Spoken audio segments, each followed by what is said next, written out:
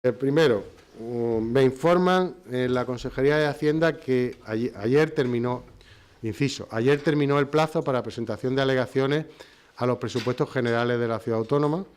Me informan en la Consejería de Hacienda que esta mañana ya han obtenido en el registro oficial de la Ciudad Autónoma el certificado de que no se ha presentado alegación ninguna por parte de nadie.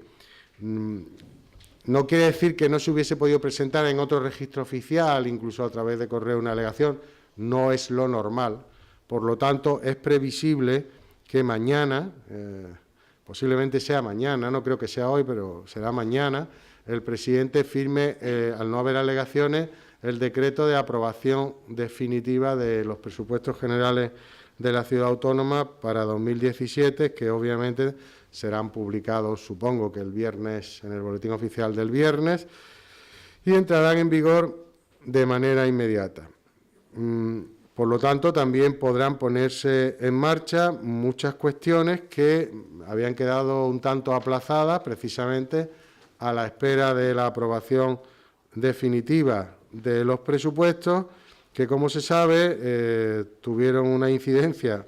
Yo siempre he dicho que por motivos meteorológicos, que impidió la incidencia que se aprobaran en el momento previsto, por la actitud de la oposición en ese momento de no querer aplazar en unas horas, 1 hora, 2 horas, el Pleno para que pudieran estar presentes todos los diputados que tenían previsto estar y que no lo pudieron hacer por motivos meteorológicos, por la afectación que hubo a las comunicaciones aéreas. Y, por lo tanto, lo único que ha quedado de manifiesto es que la actuación de la oposición en aquel momento fue estéril.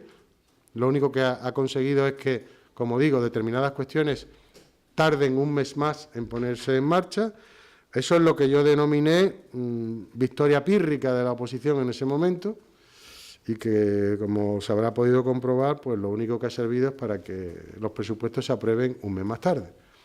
Pero, en fin, bien está lo que bien acaba y a partir de como digo, de la firma del decreto, o sea, mañana, a partir del viernes, pues se podrá proceder a aplicar de manera inmediata los presupuestos generales de la ciudad de Melilla para 2017.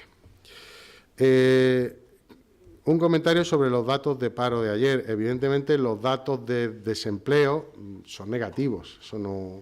Siempre que crece el desempleo, aunque sea mínimamente, la valoración no puede ser positiva.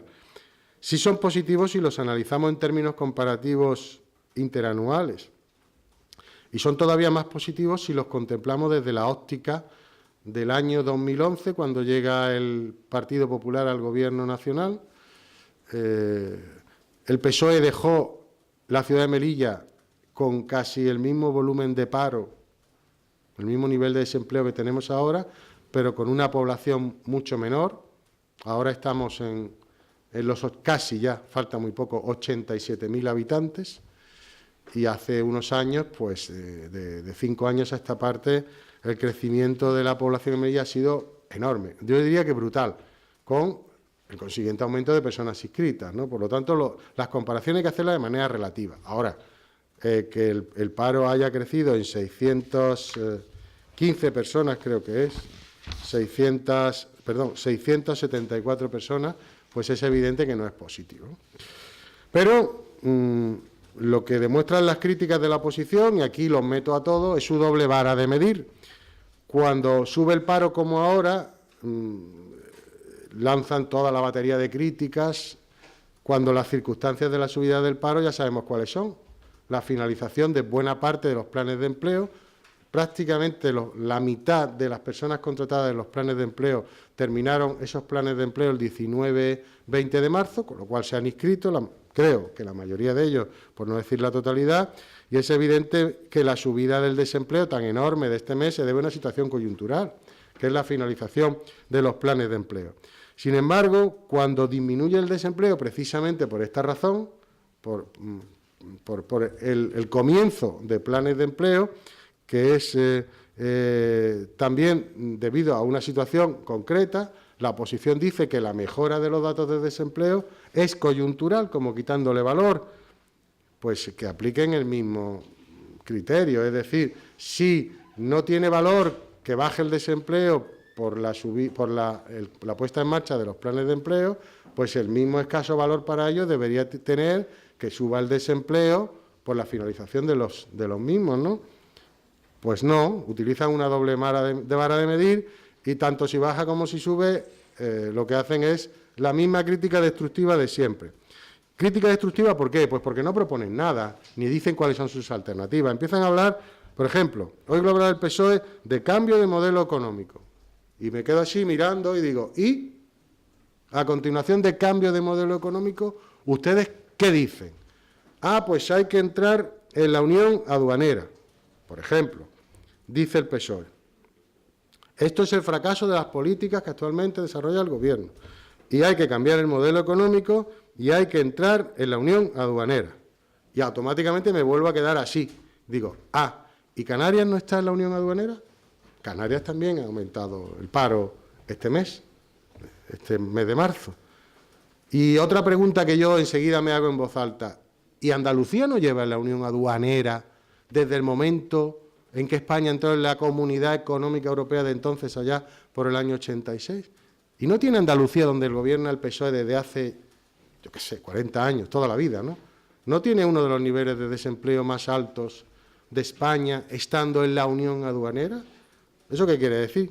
Pues que la unión aduanera es un debate distinto al empleo, a las políticas para crear empleo, al cambio de modelo económico. No. La unión aduanera es otra cosa diferente. Pues esa es la propuesta del PSOE. La unión aduanera dice, vamos a crear una escuela de cruceros, por ejemplo. Le he oído al PSOE decirlo. ¿Y eso es un cambio de modelo económico? ¿Eso que son 15 personas, 20? Que está muy bien. Todo lo que sea formación en Melilla, fantástico. ¿Eso es cambiar el modelo económico? Vamos a crear un campus universitario, ya lo estamos haciendo. Estamos aumentando las titulaciones, estamos preparando nuevas instalaciones para el campus universitario. ¿Eso es cambiar el modelo económico? CPM, el paroxismo, cintas transportadoras para los bultos de las pobres mujeres que se dedican al llamado comercio atípico. Es decir, a contrabando. Cintas transportadoras. El Estado español pone cintas transportadoras para que pasen al otro lado de la frontera esos bultos. Eso nada más que se le ocurre a personas, a grupos políticos que no tienen ninguna propuesta seria que hacer.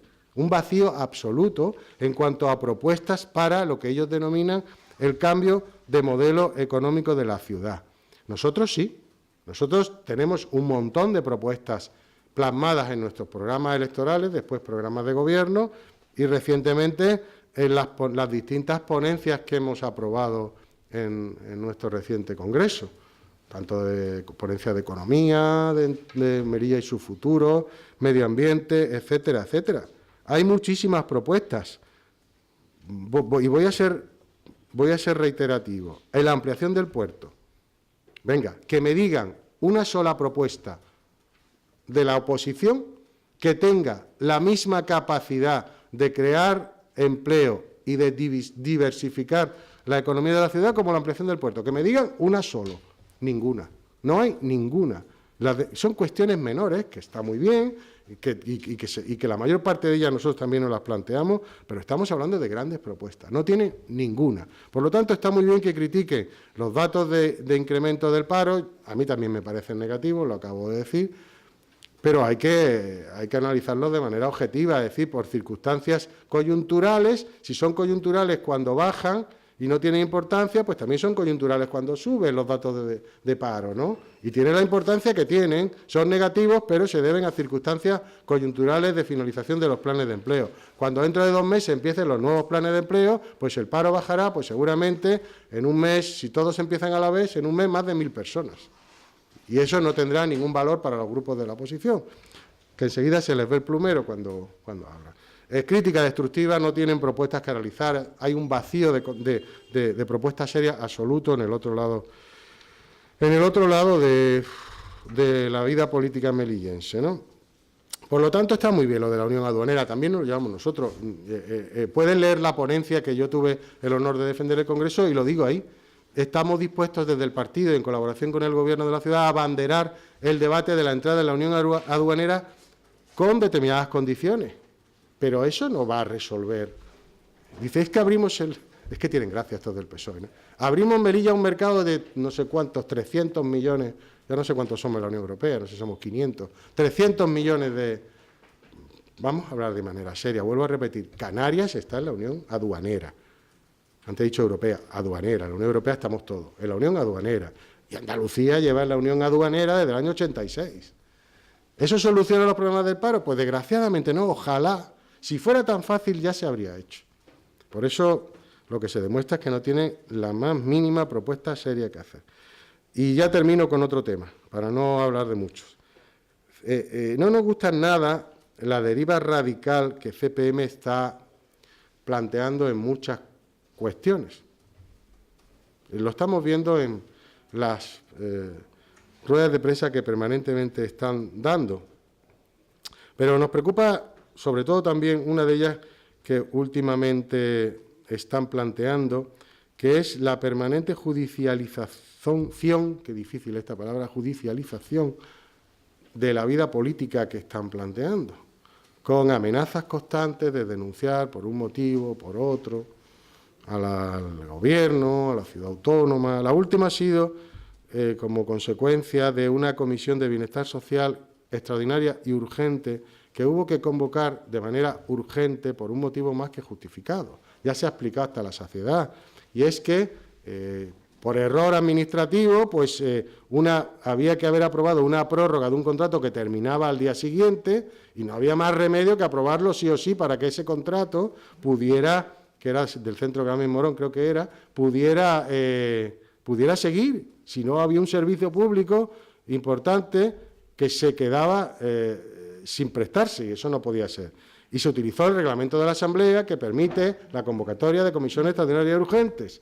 Es la comisión la que tiene que apreciar la urgencia, como así se hizo. Se llamó, incluso por parte del consejero, en este caso a los diputados de CPM, a los representantes de CPM, para explicarles la situación, incluso a los diputados a los que se convocó con poco tiempo, es cierto, se les envió documentación de lo que se iba a ver, que no era nada nuevo, que era la prórroga de un contrato existente. Era un mero acto administrativo que no tenía el más mínimo contenido político, sino que era prorrogar sí o sí, no había más posibilidades. Bueno, pues amenazan con irse a los tribunales por la vía de los derechos fundamentales y además diciendo que, insinuando, como han insinuado, que es una especie de venganza. Qué tontería más grande. Le escuché al flamante nuevo diputado de CPM, el señor Rachibusian, en el Pleno. Una especie de venganza por su actuación precisamente en el famoso Pleno de los presupuestos. Qué tontería más grande. Lo que no puede hacer un grupo político serio es irresponsable, es ausentarse de la ciudad al 100%.